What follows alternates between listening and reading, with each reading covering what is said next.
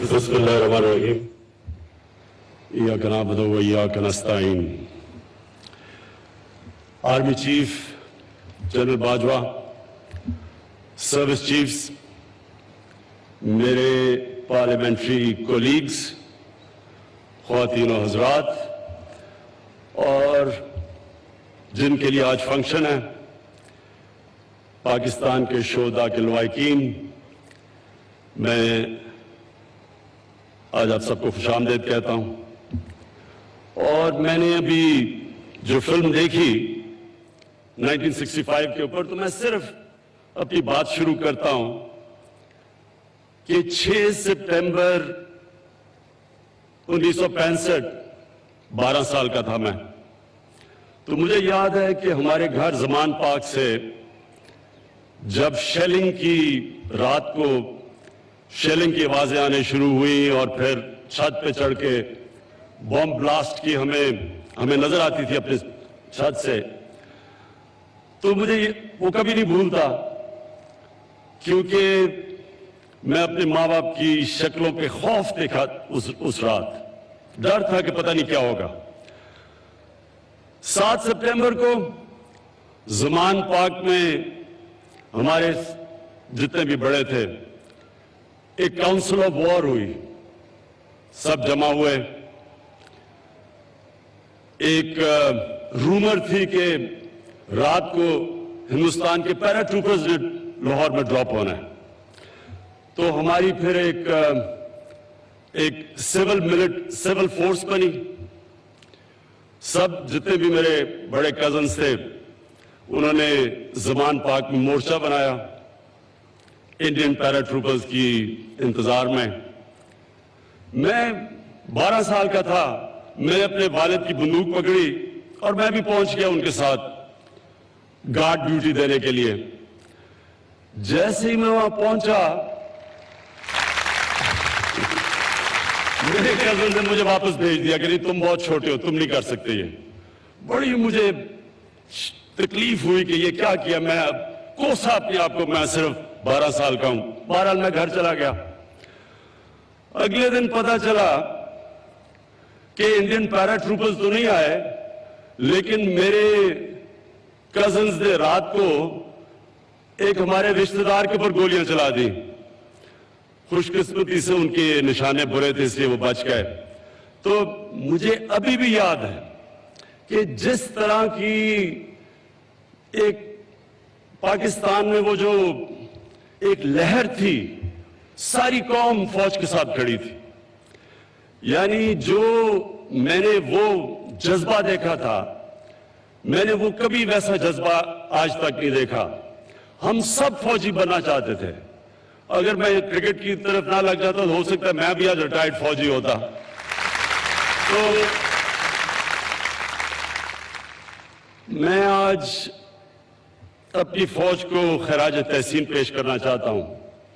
مجھے بڑی اچھی طرح یاد ہے وہ 1965 جس طرح ہماری فوج نے لاہور کو ڈیفینڈ کیا، اور مجھے یاد ہے کہ ہمیں کتنا فخر تھا.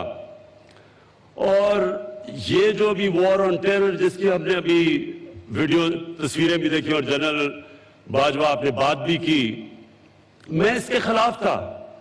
میں نہیں چاہتا تھا کہ پاکستان کسی اور کی جنگ میں پڑے. لیکن جب، اور انشاءاللہ یہ میرا آپ سب سے وعدہ ہے، کبھی پاکستان کسی اور کی جنگ میں کبھی شرکت نہیں کرے گا. ہمارا کام ہے ہم اپنے لوگوں کے لیے کھڑے ہوں، اور ہماری فورن پالیسی بھی انشاءاللہ وہ ہوگی جو ہمارے پاکستانیوں کی بہتری میں ہوگی.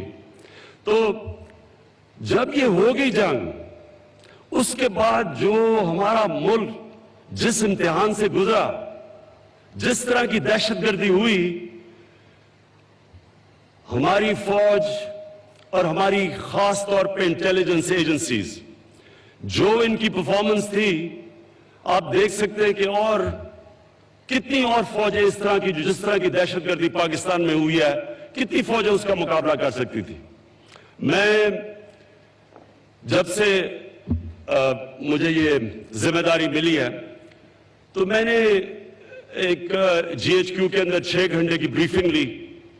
پھر میں نے نیول اور ایئر فورس چیف سے بھی بریفنگ لی. تو میں اس نتیجے پہ آیا ہوں کہ اس وقت اگر ایک ادارہ جو انٹیکٹ ہے, جو کہ فنکشن کر رہا ہے, وہ آج ہماری فوج ہے. اور وہ اس لیے فنکشن کر رہا ہے کہ کسی قسم کی پولیٹیکل انٹرفیئرنس نہیں ہے, پروفیشنلزم ہے, میرٹ کا سسٹم ہے.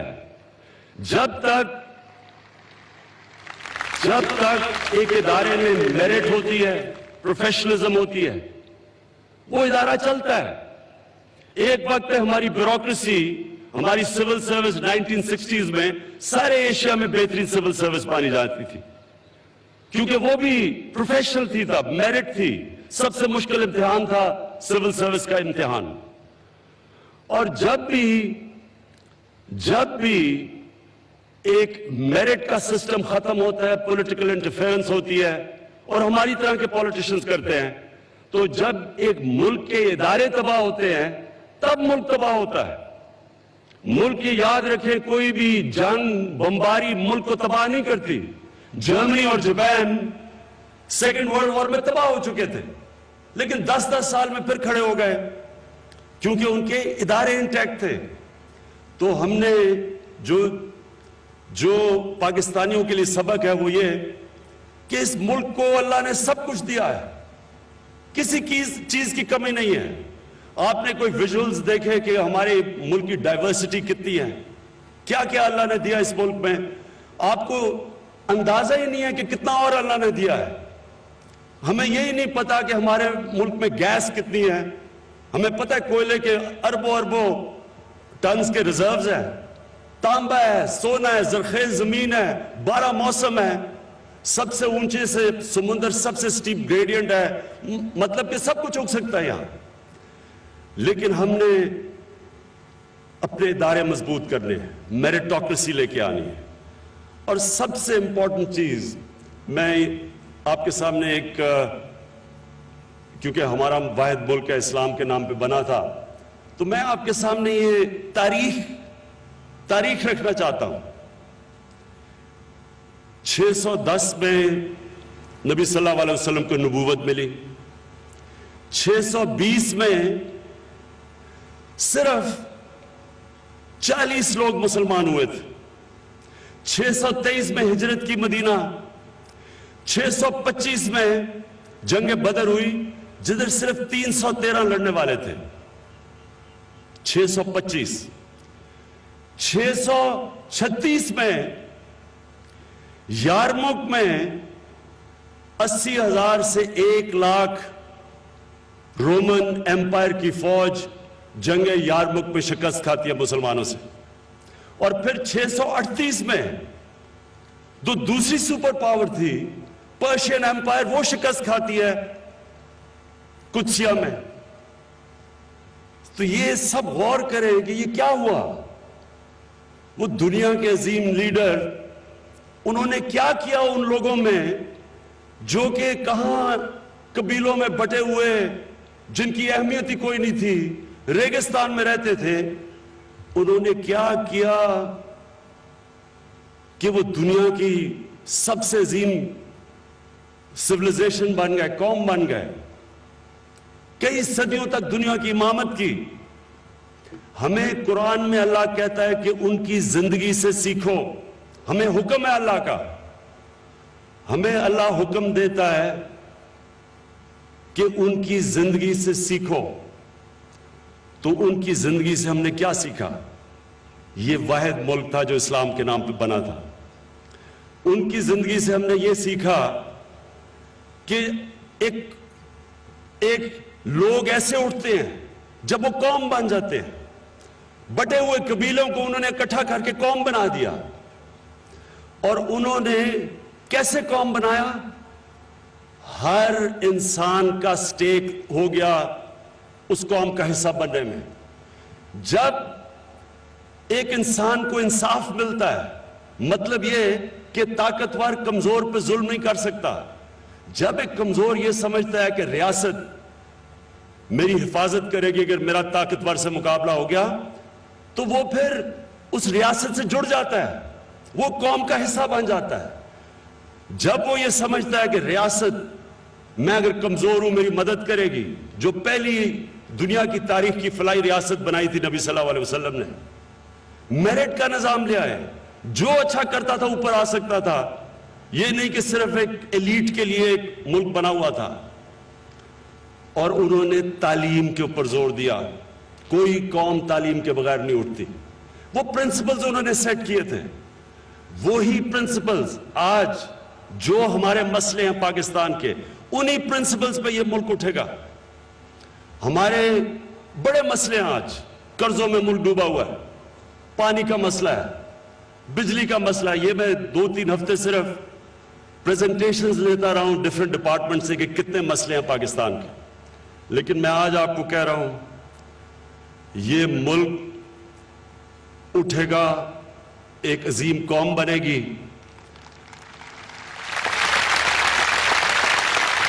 لیکن کب بنے گی؟ جب ایک چھاپڑی والا, ایک مزدور, سڑکوں پہ کام کرنے والا, پولیس والے, ہمارے فوجی, جو سپاہی جو محنت کرتے ہیں, جو لڑتے ہیں ہمارے لیے, جو ایک کسان سارا دن کام کرتا ہے, جب یہ سب یہ سمجھیں گے کہ چلے میں تو محنت کر رہا ہوں لیکن میرا بچہ سرکاری اسکول میں جائے گا, اور اس سرکاری اسکول میں سے جب وہ نکلے گا تو وہ انجینئر بھی بن سکتا ہے, ڈاکٹر بھی بن سکتا ہے, جنرل بھی بن سکتا ہے. جب وہ مزدور یہ سمجھے گا کہ اگر میرے سے کوئی ظلم کرتا ہے, میرے حقوق نہیں ملتے, تو میں اگر عدالت میں جاؤں گا مجھے انصاف ملے گا. جب یہ کمزور طبقہ یہ سمجھے گا, چھاپڑی والا, کہ اگر میرا بیوی بچے بیمار ہوتے ہیں تو وہ ہسپتال میں جائیں گے, ان کا علاج ہوگا مفت, ان کو پیسے نہیں دینے پڑیں گے. وہ یہ سمجھے گا کہ میرا بیٹا اگر محنت کرے گا تو وہ بڑے سے بڑے عہدے پہ پہنچ سکتا ہے. تب وہ ایک قوم کا حصہ بننا چاہتے ہیں, تب وہ اس قوم کے لیے لڑنا چاہتے ہیں, وہ اس قوم کے لیے مرنا چاہتے ہیں, وہ اس قوم کو بچانا چاہیں گے. ہماری انشاءاللہ یہ قوم تب بنے گی جب ہم سب میں یہ احساس ہو جائے گا کہ ہماری ذمہ داری ہے. یہ جو 43% بچے جن کی سٹنٹڈ گروتھ ہے کیونکہ ہم ان کو خوراک پوری نہیں ملتی, جب ہم ان کو اپنے بچے سمجھیں گے, جب ہم یہ سمجھیں گے کہ جو مدرسوں میں 24 لاکھ بچے پڑھ رہے ہیں ان کا بھی حق ہے اس ملک میں اوپر آنے کا, جج بننے کا, جنرل بننے کا, یہ بھی اوپر آ سکتے ہیں. یہ قوم تب بنے گی. قوم ایسے نہیں بنتی کہ تھوڑے سے لوگ امیر ہو جائیں, پریولیجز ان کی, انگلش میڈیم سکول ان کا, باہر علاج ان کا, اچھی اچھی نوکریاں ان کی, اور نیچے لوگ بچارے محنت کر رہے ہیں, روزگار کے لیے باہر جانا پڑتا ہے. 8,000 باہر پاکستانی جیلوں میں پڑا ہوا ہے کیونکہ وہ بچارے روزگار کے لیے ویزا بھی لیتے ہیں, پھر یعنی اللیگل بارڈر بھی کراس کرتے ہیں, صرف روزگار کے لیے, کیونکہ ہم اپنے ملک میں روزگار ان کو نہیں دے سکتے. تو یہ آج میں آپ سب کو یہ کہنا چاہتا ہوں کہ دیکھیں, ہمارے لیے نبی صلی اللہ علیہ وسلم نے وہ پرنسپلز دے دیے تھے جس سے وہ بٹے ہوئے عرب, ریگستان میں رہنے والے غریب ترین لوگ, ان کو اٹھا کے انہوں نے دنیا کی امامت کروائی. یہ تاریخ کا حصہ ہے, یہ کوئی گریک میتھولوجی نہیں ہے, یہ ہیومن ہسٹری کا حصہ ہے.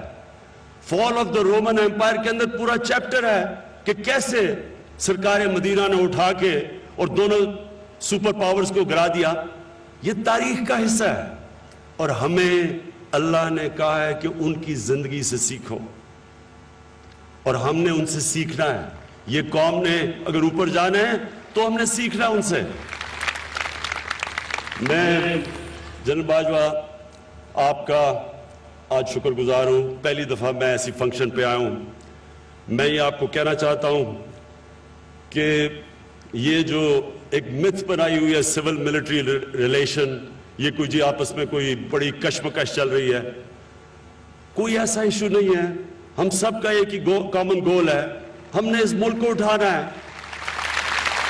ہمارا جینا مرنا پاکستان ہے. میرا یہ رہنا مرنا جینا، باہر میں نے کمائی کی لیکن سارا کچھ آج میرا پاکستان میں ہے. میں اس ملک کے ساتھ ہی اوپر جاؤں گا، اسی کے ساتھ نیچے جاؤں گا. اور مجھے پتا ہے آپ بھی اسی طرح سوچتے ہیں. اور پاکستان فوج ایک ادارہ ہے، اور انشاءاللہ باقی سارے ملک کے اندر اداروں کو بھی، جو ادارے کمزور ہوئے ہیں ان کو بھی ہم اٹھائیں گے. یہ مثال ہے ہمارے سامنے کہ ایک ادارہ اگر انٹیکٹ ہوتا ہے تو یہ جنگ لڑے ہیں پچھلے 15 سال، جس میں سارے ہمارے دشمن کود پڑے تھے، پوری انہوں نے کوشش کی پاکستان میں تقسیم کرنے کی، لڑائی کرنے کی، دہشت گردی کرنے کی، پورا فائدہ اٹھایا. جب ہم کسی اور کی جنگ میں گئے، یہ ایک آج پاکستان قوم کی طرف سے آپ کو خراج تحسین پیش کرتا ہوں کہ جس طرح آپ نے اور انٹیلیجنس ایجنسیز نے مل کے ہمیں اس جنگ سے نکالا. میں شہداء کا جو ان کے لواحقین ہیں، میں ان کو ایک صرف آخر میں بات کہنا چاہتا ہوں کہ دیکھیں، ہم جب نماز پڑھتے ہیں تو ہم اللہ سے کہتے ہیں کہ اللہ، ایک ہی چیز مانگتے ہیں اللہ سے کہ اللہ ان کے راستے پہ لگا جن کو تو نے نعمتیں بخشی ہیں. تو نعمتیں تو اللہ نے سب سے پہلے پیغمبروں کو بخشی ہیں، اور پیغمبروں کے بعد جو سب سے بڑا درجہ ہے وہ شہیدوں کا ہے. تو آپ سب کو جنہوں نے اس دور پہ اپنے قریبیوں کو شہید ہوتے دیکھا ہے، تو آپ کو یہ اس چیز کی پورا مطمئن ہونا چاہیے کہ ہم تو آخرت میں ماننے والے ہیں. مسلمان تو ہے ہی وہ جو آخرت میں مانتا ہے. تو آپ سب کو اس چیز پہ مطمئن ہونا چاہیے کہ اللہ ان لوگوں سے جنہوں نے ہمیں بچانے کے لیے اپنی جان کی قربانیاں دی، اللہ کے لیے پیغمبروں کے بعد سب سے بڑا درجہ ان شہیدوں کا ہے. بہت شکریہ.